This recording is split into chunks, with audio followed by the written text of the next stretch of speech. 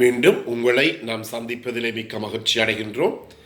நான் இலங்கையிலே இருந்து பதுளை போதனா வைத்தியசாலையில் இருந்து வைத்தியர் கிருஷான் வேதநாயகம். எங்களுக்கு ஏற்படுகின்ற இந்த ஈரல் அலர்ஜி ஹெப்படைட்டிஸினுடைய அறிகுறிகளை நாங்கள் பார்ப்போமாக இருந்தால், முதலாவது அறிகுறி என்னவென்றால் உடல் மஞ்சள் ஆகும்.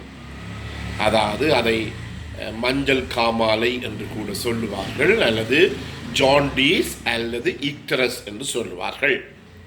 இந்த உடல் மஞ்சளாவதை நாங்கள் எவ்வாறு கண்டுபிடிப்பது என்றால், எங்களுடைய கண்களினுடைய அந்த கருவிழி இருக்கின்றது, இந்த கருவிழியை சுற்றி வெள்ளை விழி இருக்கின்றது. இந்த வெள்ளை விழி என்னவாக மாற்றம் அடையும்? மஞ்சளாக மாற்றம் அடையும். அடுத்ததாக உடல் கொஞ்சம் வெள்ளையாக இருப்பவர்களுக்கு, கருப்பாக இருப்பவர்களுக்கு அது அவ்வளவு கண்டுபிடிக்க முடியாத ஒரு நிலைமை ஏற்படும். உடல் கொஞ்சம் வெள்ளையாக இருக்கின்றவர்கள், அவர்களுடைய உடலிலே கொஞ்சம் கைகளிலே பார்க்க போனால் கொஞ்சம் மஞ்சளுடைய ஒரு மஞ்சள் நிறத்திற்கு அந்த கைகள் மாறலாம். அதே நேரத்தில் இன்னும் ஒரு மிக முக்கியமான அறிகுறி அல்லது குணங்குறி என்னவென்றால், எங்களுடைய சிறுநீர் என்னவாக மாறும்?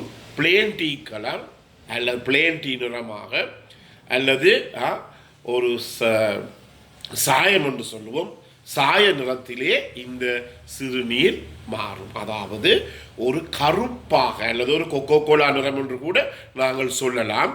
அந்த கொக்கோ கோலா அது பெப்சி நிறமாக கூட அது இருக்கலாம். அந்த நிறத்திலே சிறுநீர் மாறும்.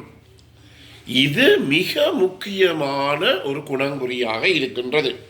இப்படி ஏதாவது குணங்குறி ஏற்பட்டால் தயவு செய்து உடனடியாகவே நீங்கள் ஒரு வைத்தியரினுடைய ஆலோசனையை பெற வேண்டியது மிகவும் முக்கியம்.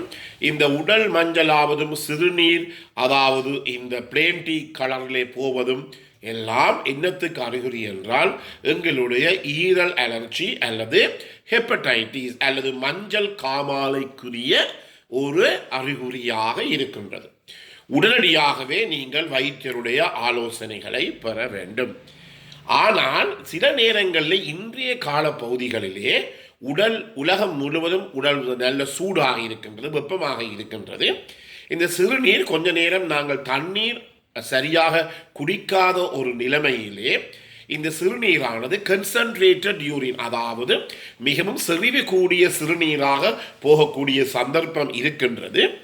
இந்த நிலைமைகளிலே எங்களுடைய சிறுநீர் கொஞ்சம் டார்க் கலர், அதாவது கொஞ்சம் நிறம் கூடிய ஒரு நிறத்தில் இருக்கலாம். என்றாலும் கூட இந்த மஞ்சள் காமாலை அல்லது ஈரல் அலர்ஜி அல்லது ஹெப்படைட்டிஸ் ஏற்படுமாக இருந்தால் அது பிளேன் டீ நிறத்திலே தான் எங்களுடைய இந்த சிறுநீர் வெளியேறும்.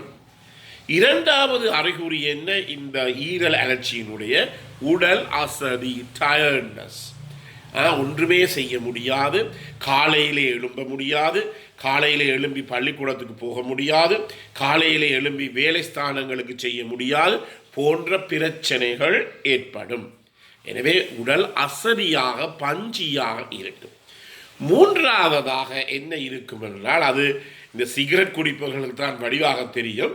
இந்த சிகரெட் குடிப்பவர்கள் அழகாக வந்து எங்களுக்கு சொல்லுவார்கள், இந்த ஈரல் அலர்ஜி ஏற்படுமாக இருந்தால் அவர்களுக்கு இந்த சிகரெட் குடிப்பதிலே ஒரு விருப்பமின்மை, அதாவது சிகரெட் குடிக்க அவர்களுக்கு மனமில்லாத ஒரு நிலைமை ஏற்படக்கூடியதாக இருக்கும். டிஸ்டேஸ்ட் டு த சிகரெட்ஸ் என்று சொல்லுவார்கள்.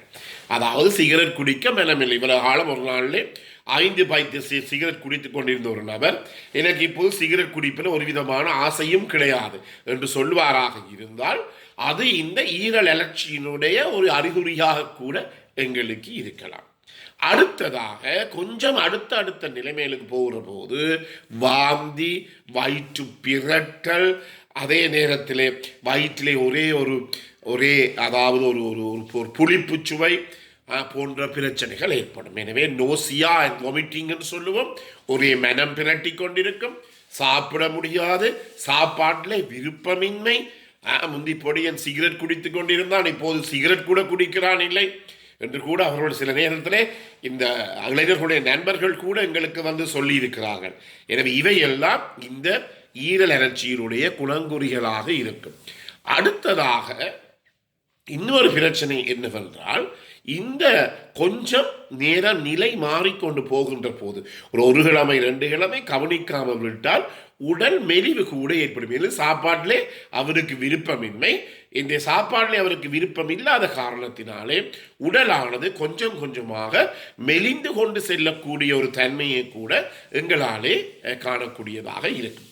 எனவே இவை எல்லாவற்றையும் நாங்கள், அதாவது நான் என்ன சொல்லுகிறேன் என்றால், உடல் கொஞ்சம் மஞ்சளாகி இந்த சிறுநீர் பிளேன் டீ கலரில் போகின்ற போது உடனடியாகவே சென்று ஒரு வைத்தியருடைய ஆலோசனை பெற வேண்டும். ஏனெனில் உண்மையாக இப்போது என்ன நடைபெறுகிறதால் ஈரல் அழற்சி ஏற்பட்டு ஈரல் எப்பயோ ஒரு நேரத்தில் நிற்கிற நிலைமைக்கு வரப்போகிறது. எனவே ஈரலுக்கு என்ன தேவை? ஒரு ரெஸ்ட், ஒரு ஓய்வு தேவை. இதுதான் அதனுடைய அறிகுறி. எனவே மிக முக்கியமாக நாங்கள் கவனிக்க வேண்டியது என்ன, இந்த குணங்குறிகளை நாங்கள் எவ்வளவு விரைவாக கண்டுபிடிக்கின்றோமோ அவ்வளவு விரைவாக கண்டுபிடிக்க வேண்டும்.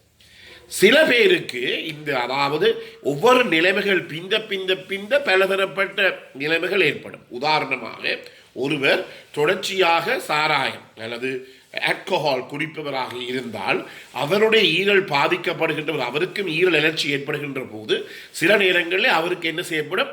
அவருக்கு இரத்த வாந்தி வரும், மிக முக்கியமானது. அதே நேரத்தில் இரத்த வாந்தி வருகின்ற போது அதே நேரத்தில் அவருடைய மலம் கருப்பாக போகும், கருப்பாக அல்லது பச்சையாக போகும். இது முக்கியமாக கவனிக்க வேண்டியது.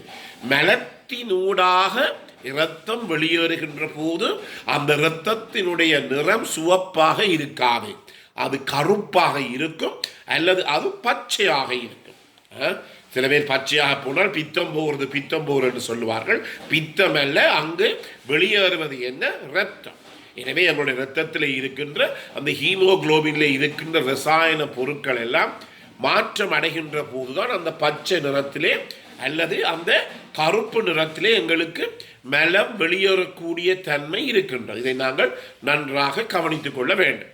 எனவே இந்த நிலைமைகள் வரும். அதே நேரத்திலே இந்த ஈரலிலே இருந்து வெளியேறுகின்ற இந்த பித்தப்பை உப்புகள், பைல் சால்ட் என்று சொல்லுவோம், எங்களுடைய உடலில் உள்ளே கூடிக்கொண்டு ஓடுகின்ற போது அது தோளிலே படிவடைகின்ற போது எங்களுக்கு ஒரு உடல் முழுவதும் ஒரு கடி அல்லது சொறி ஏற்படும்.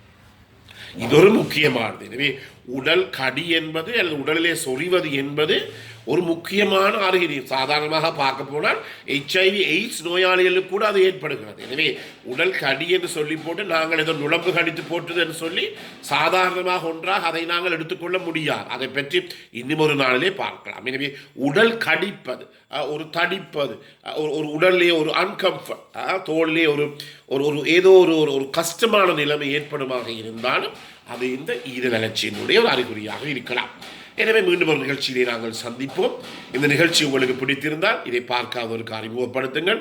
இதை நீங்கள் லைக் பண்ணலாம், ஷேர் பண்ணலாம். அதே நேரத்தில் இந்த மணி சின்னத்தை அமர்த்தி அல்லது பெல் சைனை அமர்த்தி இதை நாங்கள் சப்ஸ்கிரைப் பண்ணலாம். மேலதிக சேவை என்றால் தொடர்பு கொள்ளலாம். 0094 777 35 62 45. மீண்டும் உங்களை சந்திக்கும் வரை நன்றி, வணக்கம்.